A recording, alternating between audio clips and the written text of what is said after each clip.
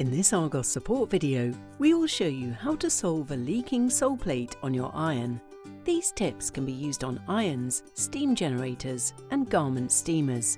Firstly, check that the water tank has not been overfilled. If it has, empty some of the water so that it sits below the max line. The next thing we recommend trying is adjusting the temperature. Some irons will need a higher temperature than others. If the temperature is too low, the water cannot turn into steam. This can cause the water to trickle out of the Soleplate. We recommend increasing the temperature to solve this.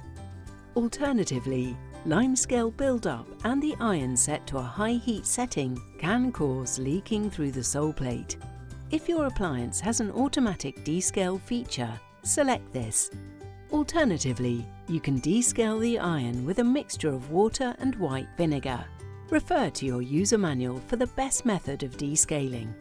If the appliance is still leaking, you may need to carry out general cleaning and maintenance. We recommend cleaning the Soleplate and steam holes. If the holes become blocked over time, they can stop the steam from emitting. Please watch our full video on how to do this. For more help and support, please visit argos-support.co.uk.